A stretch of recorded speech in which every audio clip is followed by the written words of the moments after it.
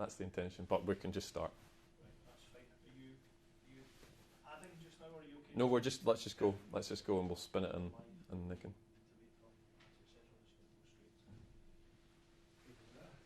Marvellous.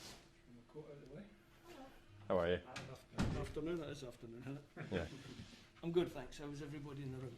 Good. Good. Good. Very good. That's what we tried to do. We said that a few weeks ago, didn't we? Steve, how's training been this week, and what's been the prime message this week? No, I think training's been good, as always, with this group of players. Very key, very focused, understand the task in hand. But for us, it's business as usual. You know, it's a game of football. We know it's a game that we can only win or lose. We know the magnitude of the prize at the end of it. But ultimately, we have to rely on the principles and the way that we've been playing in recent matches. So that's how we look at the fixture. Given what's at stake, do you feel it's important to try and keep the players as grounded as possible? I think the players are grounded. There's no point in us getting carried away with ourselves. I mean, as a nation, we've been here often before. I never quite got over the line. So this group of players, as I've said many times, understand what's at stake and understand what's needed to get the job done and get over the line this time. Do you feel that these players are ready to grasp the opportunity? I think they've shown in recent matches that they're certainly focused, they're certainly determined to do well for their country. And yeah, I think when you come into a game like this, you can feel the mood in the camp this week has been good. It's been quite boisterous, confident, which is where everybody wanted us to be. So we're at that stage, and now we're coming to the good part, which is the game. How many selection conundrums do you have at this stage, do you think? At the start of the week, I had many, you know, because the boys who missed out last month, obviously for different reasons, were replaced by players who came in and did very well. So for me was maybe a few more hours less sleep, thinking about team selection or whatever, and looking at the lads in training, see who's there, see who's good, see who's maybe a little bit off colour.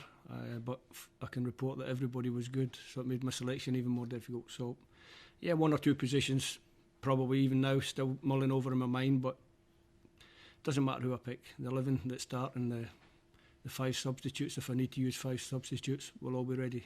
Ryan Fraser's absence is obviously a blow, and Grant Hanley as well, and Fraser and Dykes have struck up a good partnership in the last couple of games. How many options do you have to replace him, do you think? Quite a lot when you look at the number of forwards in the squad. So I have good options. We can go different ways. I can tweak the shape of the team a little bit to suit certain individual players. So we have good options. Is the big message about just saying to the boys, make sure you don't come away with any regrets from tomorrow's game? I think when you go into every game, it's obviously a message that you want to make sure that you leave everything out there on the pitch.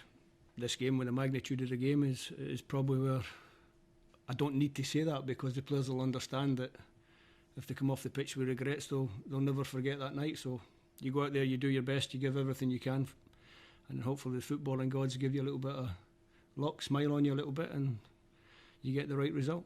Can you sort of protect the boys from the pressure, the scrutiny, the sheer optimism that's going about, you know, the Tartan Army right now? Can you keep that away from them, or do you actually use that to fuel them? No, I think they just have to look at me. I don't go running around jumping about the meeting room and trying to stir them up. And it's really difficult to say, but it's another game, and it's a game that you can win or lose, and you can only win if you do the basics right, you get the principles right, you get everything that we've been doing recently that's worked for us. If we get all that right, then we have a great chance to win the game. So that's all we can focus on. Of course, the Tartan Army would love to be there, but when you look at what the atmosphere can be like in that stadium in Belgrade when it is full, is there an advantage there for you, because it won't be that cauldron of noise? It's always a difficult one to gauge. You know, everyone would have said that we were at a disadvantage last month with no Tartan Army in Hampden. We managed to win all 3 games. Maybe Serbia would have felt the pressure of the partisan crowd in the stadium. Maybe that would have worked against them, you never know. Maybe it would have worked for them, maybe it would have worked against them. I know through my time in football that going away into a hostile atmosphere can sometimes galvanise a group, and you go there with, you don't need to switch on, because the crowd automatically switch you on, and everyone's at it from the first minute. So sometimes with a I don't think it'll be the case this time, but sometimes when no crowd there, it can take a little bit for the game to warm up. But I'm not so sure this one will take so long to warm up. Steve, you mentioned hoping for some luck there. Do you feel that you are a lucky manager? No. I think the harder you work, the luckier you get. I think the players have worked hard for the breaks that they've had in recent matches. But listen, luck irons itself out all the time. Normally, if you play well, you win games, so we'll try to play well. In previous Euro playoff matches, we've had England and Holland. Just how big is this opportunity, a one-off match against Serbia? I think it's what we've spoken about is an opportunity. We understand the game. It's a win or lose game. It's 90 minutes, or it's 120 minutes, or it's 120 minutes in penalties. There will be a result on the night. It's a big game. You can't keep dancing around it, and you can't keep answering the same questions. Like I said before, for us is to focus on the game, make sure we get everything right on the night, and hopefully we come out with the right result. A big game. Have you allowed yourself to dream of a big result? Not really, because first of all I've got to focus on making sure that the lads know their jobs, they know the threats that Serbia can bring, they know the weaknesses that we can maybe exploit. So after the game will take care of itself. You look quite relaxed sitting here. Is that the way you feel inside? Yeah, I'm good. I'll be probably a little bit more tense tomorrow. I meet you guys the day before the game. Match day is a little bit different. But like I said before, the atmosphere has been good in the camp. But it should be good because we had a really good 10 days last month. We managed to win 3 games. That's why we're looking forward to the 3 games coming up now. Have you seen the confidence build in the players through every camp that you've had so far? Do you notice a different vibe about the place? The more you go without losing matches, the better you feel about yourselves. The more comfortable you feel when you come into the environment. And we've tried to sort of build that environment where they come away with us and they're looking forward to it. They want to be here. So on the first night when they all get together, you can hear the chatter, you can hear them catching up, having their little laugh and joke. I don't know what they laugh and joke about sometimes, but they seem to find it funny. and it's nice for us to get together as a group of coaches as well and start to focus on the task in hand. Sorry, Steve. How do the Serbs as a threat and as a team compare to what you've been facing in recent times? Yeah, a little bit different. I mean, obviously the Czech Republic were a really good side. They put us under pressure in a way that was a little bit unique, in that they just kept throwing players forward and just kept risking because obviously they were chasing the game from 5 minutes in. We got an early goal against them, and sometimes whenever the goal comes in the game can shape the game and change the way the game's going to be. Serbia are a little bit more studied with the build-up. They have got 3 or 4 really dangerous players in their team. The formation they've been playing recently is not dissimilar to our own formation, so hopefully we can match up and come out best on the night. Their results have been very mixed, even though they did beat Norway. Does that give you hope that your group is very consistent? Perhaps they haven't quite found what they are as a team yet, and that gives you an extra boost. I think I would probably counter that one by saying that in the biggest game that they've had to face in recent matches, they played their best game. So I think we can expect Serbia to be 100% performance-wise and attitude-wise. So we expect their strongest team and we expect their best performance. So we have to be ready for that. Steve, remember you said, I think before the Israel game, that as soon as you came into the camp, you noticed something different straight away about the players. What have you noticed this time around? Same. There is that edge where they know they're going into 3 big matches. Obviously the first one is really big, but all 3 games are important for us. I brought a bigger squad and I've been explaining that to them through the week. You know, there can be 16 players involved in every game, so you're going to need all the bodies, and everyone's tuned in and focused. You know when you have the little team meetings, you can tell if a group of people are listening, if they're concentrating or not, and focus 100%. And you've got so many players who've played in so many big games that they're used to that kind of adrenaline rush. They're used to peaking for the really big ones. Yeah, absolutely. But listen, when you're a footballer, you want to play in the big games. The big games don't come around very often, so when they do come around, you have to embrace the moment and make sure that you enjoy the game. And normally you enjoy the game by winning. And you've been involved in so many as a player and as a coach or a manager. Where does this one rank? Where does it sit? Yeah, I'll be in the top 10. It's up there with the big ones. Listen, I'm not one that ever tries to categorise. So if you ask me best player I've ever seen, I'll never tell you. If you ask me to best moment, I'll never tell you. But listen, it's a big game. We all understand that, and it's a game that I'm looking forward to as well. Will you tell me if you win tomorrow night? If you win tomorrow night, will you tell me? No, I never do. I never try and compare. I never try and put anything as better than the other.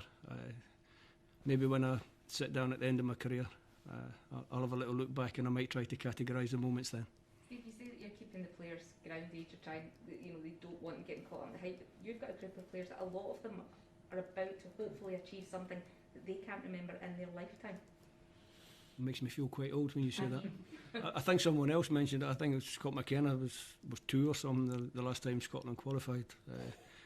I was still playing the last time Scotland qualified. It's a very, very long time ago. So, yeah, there is definitely a generation that's missed the atmosphere and the feeling that you get as a nation when you do qualify, that proud feeling. So hopefully this group can deliver. Okay. Thanks, Steve. Thank you. Good luck. Thank you very much. Thank you. Best of luck. Thanks a lot. School last time we were up to them. Last thing, I remember dog in school to go and watch the Brazil game. Oh, no. I was working Teamster part-time. About to go to uni. Primary school it was, wasn't it? Aye, very good. Hopefully we'll get new memories on Friday Fingers morning. crossed. Thanks, Steve. Good Best of luck, luck. Steve. That's a clean sheet. See you guys. Cheers. Cheers now. That's the most relaxed I've ever seen him. Just like, So the thing is, he's so relaxed. Hello. Oh, yeah.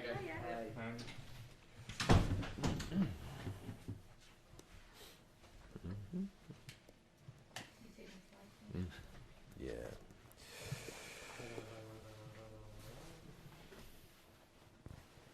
Cool. Andy, you've played in a few big games. Where does this one rank? Yeah, it's right up there. You know, when it's a final and you know it's a one-shot shootout, and then it's always important. It's always up there. So the fact that it's with your country adds to that. You know, we take a hope of a nation onto the flight today and take it over to Serbia, and we hopefully use that as our advantage tomorrow, and hopefully use that as motivation if there's any added one needed. But you know, the lads are ready. We can see that all week that you know a big game's on the horizon, and we need to put in a performance that can hopefully make this country proud. Through the time that you've spent over the years with the national team, is this the most confident and assured group that you've been involved with? Yeah, look, it's certainly getting there.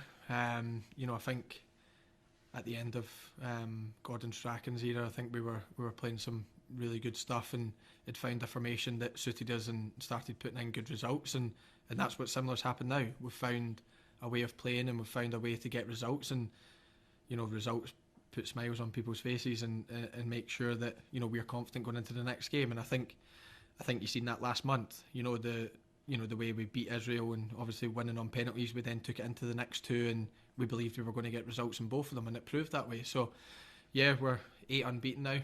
We have to take that as confidence going into this game, and hopefully it's 9 unbeaten come Thursday night. How different and how big a challenge are Serbia compared to what you've faced recently? Serbia are an excellent team, full of quality. They have players that have played at the highest level and are playing at the highest level. So look, we've watched them, and they're a very, very good team. So we've obviously played against some that are in the Premier League. You know, I played against Tadic a couple of weeks ago for Ajax and know all of his qualities. So look, it's going to be a tough task. You know, we're going over there, and they're probably favourites with everything that goes along with that. But you know, sometimes that can play into our hands, and we've been underdogs before and produced good results, and hopefully that can happen tomorrow night, because we know our qualities, we know what we can do, and it's all about imposing that onto the game and showing them what we can do and what we've done so well over the last couple of international breaks. You mentioned that they're probably favourites, but they're saying themselves that they don't think they are. They've not been to a Euro since 2000, so it's a big weight for them as well. Do you think that perhaps the team that just holds its nerve maybe will come out on top in this one? Yeah, look, I think a lot of people are probably expecting a tight game, and both teams not to give much away, but we need to be at our best to make sure that happens, and so do they, of course. But of course, I didn't know they've waited that long as well. But look, when it comes to a final and the chance to go to a big major tournament, everything that comes along with it, then they're going to be desperate as much as us, and it's all about who probably shows that maybe one bit of quality or whatever on the night, and we hope that, and we know we've got the players to do it, but it's about then going out to do it and showing it on the biggest stage. So look, we look after ourselves, we go into the game, like you said, full of confidence, we look forward to it, but we also are very wary of the qualities that they have and what dangers they can bring. But we also know we've got dangers, and it's about trying to impose that onto them tomorrow night. They might not have been to Euros for a while, but they've been to 2 World Cups in the last 10 years. I mean, in that sense, do you think this game does mean a wee bit more to you, in the country, in Scotland? I mean, in the sense that we have been waiting so long for that. I don't think it means more. No, I think a final, it doesn't matter if you've been to, I know it's just a new thing, but it doesn't matter if you've been to 10 finals, and the first Champions League final I went to, you could see it meant just as much to Real Madrid as it went to us, and they'd won 2 previously. So look, both teams are representing their country. Both teams are looking to win the game and make a country proud, and carrying that on your shoulders itself is makes it an even fight. So we're desperate for it, we want it, we can feel how much our nation wants it, and we'll carry that, but they'll be carrying the exact same. So look, it's it's going to be a tough task for us, but we do believe that we know the Tartan Army are fully behind us. We feel that love and passion from them, and unfortunately some of them can't be there, but we'll carry what it means to them and what it means to us over with us, and hopefully we put in a performance that shows that tomorrow night. As you said, you've played in some pretty big games before. How do you yourself deal with the nerves of this? Does it feel any different? Does it feel any different because it's Scotland rather than Liverpool? Everyone feels different, to be honest. Any big game I've played in Liverpool, none of them have been the same. I've played in big games for Scotland as well. This will be the biggest, of course. So look, we deal with it in terms of course there's going to be pressure, and there's going to be and everything that builds up to it, but it's all about using that to your advantage. And the lads have played in big games before, and they've produced on the highest level in their games. So we're hoping for the same tomorrow. We're hoping that we use the pressure and everything that goes along with it in a positive way, and I believe we will do, and hopefully that's enough to get the result that we need. It's a message to the rest of the boys not to come out with any regrets, go out there, give everything, and make sure that whatever the outcome is, that that you've done yourself justice in that sense. Yeah, look, anything can happen in football matches. We know that, but like you said, we'll go out there and whether it's 90 minutes, 120 minutes, whatever it is, we need to go out with no regrets, and like you said, walking off thinking, okay, we've done it all there. And we believe if we do that, it can be enough. But if it's not, then we'll have to deal with that. But look, it's we're positive going into this game. It's all been positive mindset, and we believe if we can put in performances like we have done in the last couple of months, then it can be good enough to play. It can be good enough to win the game. But Serbia will also be looking in to put in a perfect performance from there. So look, it'll be a good game. 2 good teams going at it, and like I said, hopefully we come out on top. You were 4 the last time Scotland reached a major tournament. Can you sum up what it would feel for you to captain the side that actually ends that wait?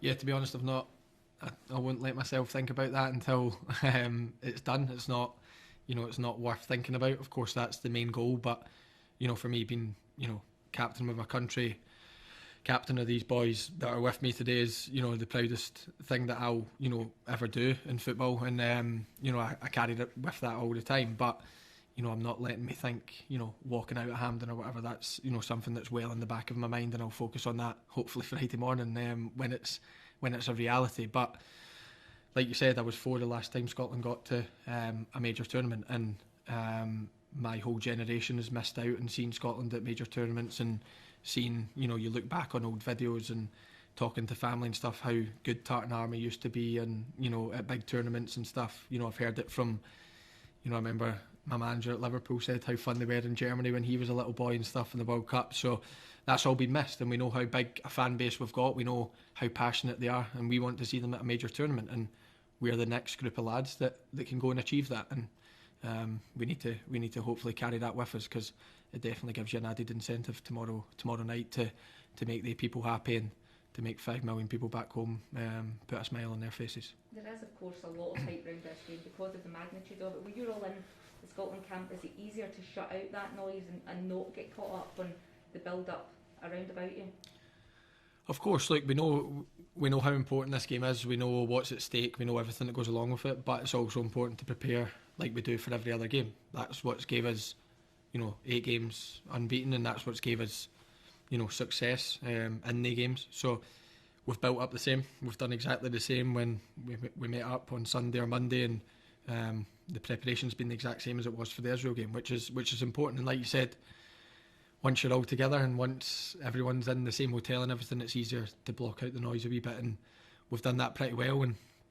But you can also use it to your advantage. So it's important to see some of it, but maybe not all of it, and that's what we've done. And now we go and the wait's over, and we jump on a plane and we go and try and achieve, all of our dreams. What's your predominant feeling and emotion right now? Excitement. Knowing that a big game's on the horizon. We footballers, we're privileged to play the game. We're privileged to be professional footballers, but at the end of the day, we want to play in big games and we want to play in the high stage. And you can't get any bigger than this for pulling for your country, pulling on that shirt and knowing that you're in a final and you know what's at stake. So it's excitement. We look forward to it, and of course, it'll all build up over the next 24 hours, especially when we land over there tonight.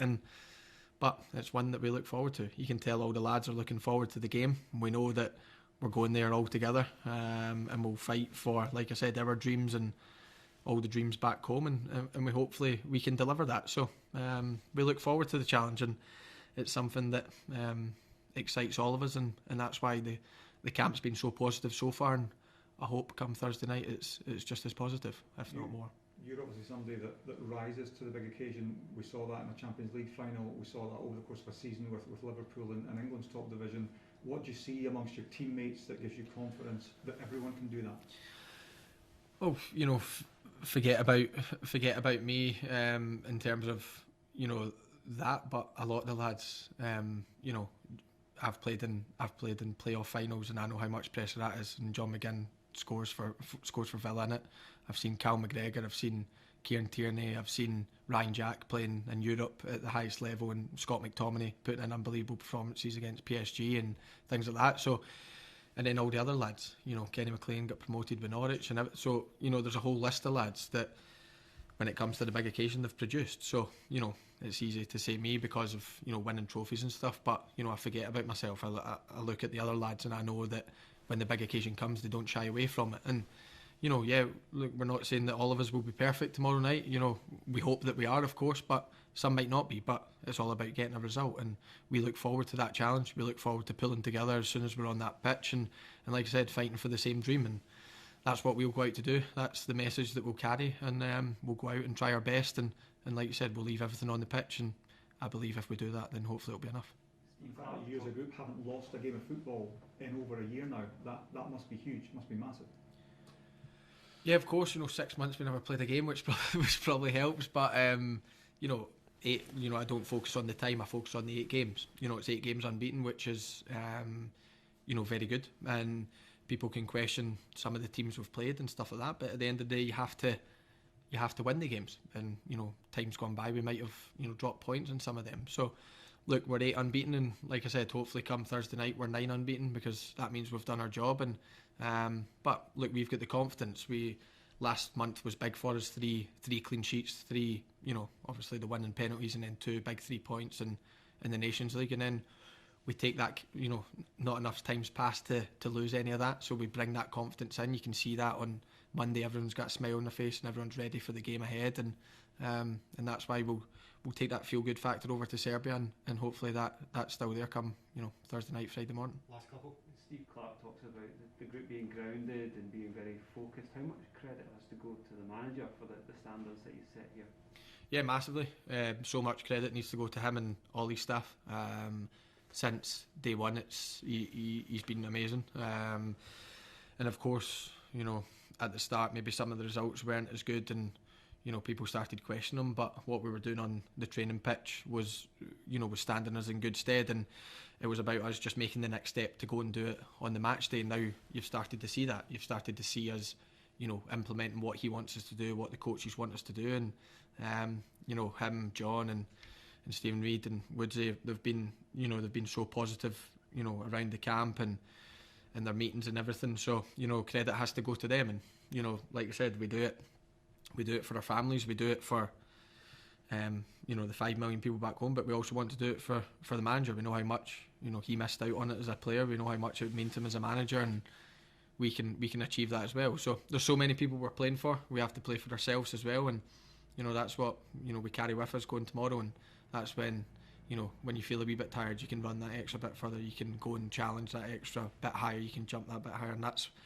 what we need to do. And like I said, leave everything on that pitch, and hopefully it's enough. Last one? No. Sorted. Thank you very much, guys. Good man. Good luck. Thank you. Thank you.